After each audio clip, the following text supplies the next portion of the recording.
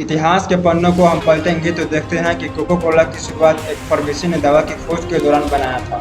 शुरुआत में इसे घाटा भी हुआ, लेकिन विज्ञापन और कई मालिकों के नए नए आइडियाज ने इसे दुनिया का नंबर 1 ब्रांड बना दिया। अमेरिका में गृहयुद्ध जारी था। इस दौरान साल 1865 में जॉन पैम्बर्टन नामक एक लेफ्टिनेंट कर्नल बुरी तरह जख्मी हो गया। उनके जख्म उसको बहुत तकलीफ दे रहे थे। दर्द से राहत पाने के लिए पैम्बर्टन ड्रग्स का नशा करने लगे और फौज की नौकरी छोड़ दी। कोलंबस के बदले जॉर्जिया में रहने लगे। जख्म ठीक हुए, लेकिन उन्हें ड्रग्स लेने की लत लग गई थी। उन्होंने इसका विकल्प ढूंढना शुरू किया। पैम्बर्टन फौज की नौकरी करने से पहले फार्मेसी का कोर्स भी किए थे। वो अपने इलाज के लिए रिसर्च करते रहे, लेकिन उन्हें हर बार निराशा ही हाथ लगी। अंत में पैम्बर्टन 1870 के आसपास अमेरिका के बड़े शहर अटलांटा में जाकर बस गए। गृहयुद्ध भी समाप्त हो चुका था। जिंदगी पटरी पर लौटने लगी थी, लेकिन पैम्बर्टन के जिंदगी में कुछ खास सफलता नहीं मिली। उन्हें अभी भी ड्रग्स के नशे से छुटकारा नहीं मिली थी। आगे उन्हें अमेरिका का एक और साथी का साथ मिला, जिसका नाम फ्रैंक रॉबिन्सन था। उन दोनों ने साथ मिलकर एक केमिकल कंपनी खोली। मई 1886 के दोपहर के समय पैम्बर्टन ने एक लिक्विड बनाया। उसे वह जैके फार्मेसी ले गए। उसमें उन्होंने सोडा पानी मिलाने के बाद लोगों को टेस्ट कराया, तो लोगों का स्वाद इसका काफी पसंद आया। फ्रैंक रॉबिन्सन ने इसे कोका कोला नाम दिया। इस मिक्सचर में कोका नट से कोका लीफ और इसमें मिलाए गए कैफीन वाले सिरप के नुस्खे को कोका कोला के नाम से जोड़ा गया।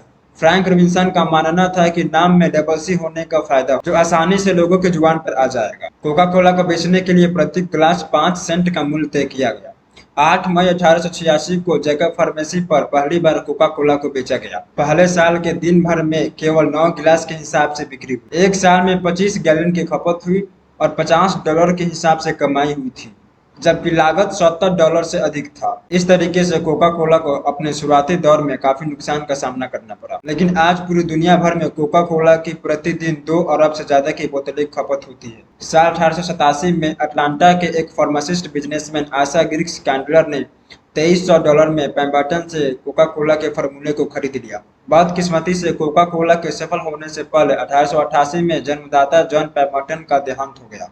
कैंडलर ने कोका कोला को सफल बनाने के लिए एक आइडिया निकाला। उन्होंने लोगों को इसकी लत लगाने के लिए फ्री में पीने का ऑफर दिया। फिर लोगों को कोका कोला का स्वाद ऐसा लगा कि उसे वह खरीद कर पीने लगे। कैंडलर ने कैलेंडर, पोस्टर इत्यादि के द्वारा कोका कोला का विज्ञापन भी किया, जिससे ग्राहकों को लुभाया जा सके। विज्ञापन से कंपनी को बहुत फायदा भी हुआ। सन 1890 आते आते कोका कोला अमेरिका का सबसे ज्यादा पॉपुलर सॉफ्ट ड्रिंक बन चुका था। साल 1894 में जोसेफ बियडेनहर नामक बिजनेसमैन ने कोका कोला को बोतलों में भरकर बेचने लगा। इस आइडिया को अपनाने के लिए उसने 12 बोतलें कैंडलर को भी भेजी। कैंडलर को यह आइडिया काफी पसंद आया। साल 1903 आते आते कंपनी ने कोकीन की मात्रा को कम करते करते लगभग समाप्त कर दिया था। बाद में कोकीन का पत्ती का ही इस्तेमाल किए जाने लगा। समय के साथ साथ कोका कोला लोगों की पसंद बनती जा रही थी। कंपनी अपने कस्टमर को आश्वस्त करने के लिए एक ऐसी बोतल बनाना चाहती थी जिन्हें उन्हें असली और नकली कोक की पहचान हो सके। तब रूट ग्लास नामक कंपनी ने कोका कोला के लिए बोतलें तैयार की, जिसे कोका कोला कंपनी ने अप्रूवल दे दी। साल 1916 में कंपनी ने बोतल बनाने का कार्य शुरू कर दिया। कंपनी ने अपने प्रोडक्शन और ब्रांड को सुरक्षित करने के लिए विज्ञापन का सहारा लिया। ग्राहकों को वास्तविक मांग की मांग और कोई विकल्प स्वीकार नहीं जैसे टैगलाइन से सचेत किया गया। धीरे धीरे कोका कोला को अमेरिका के साथ साथ फ्रांस, कनाडा, क्यूबा जैसे देशों में बेचा जाने लगा। साल 1923 में रॉबर्ट वुडरफ ने कैंडलर से कोका कोला को खरीद लिया। रॉबर्ट कंपनी के तीसरे मालिक बन चुके थे। उन्होंने दुनिया भर में कोका कोला के बिजनेस को आगे बढ़ाया। रॉबर्ट ने कंपनी को बुलंदियों तक ले जाने के लिए एक अहम भूमिका निभाई थी। साल 1928 में पहली बार ओलंपिक के खिलाड़ियों ने कोका कोला का इस्तेमाल किया। तब से लेकर के आज तक कोका कोला ओलंपिक को स्पॉन्सर भी कर रही। विज्ञापनों के माध्यम से कोका कोला को बहुत सफलता मिली। द्वितीय विश्व युद्ध शुरू हुआ। अमेरिका भी इस युद्ध में था। हजारों सैनिक बल दूसरे देशों में भेजे गए।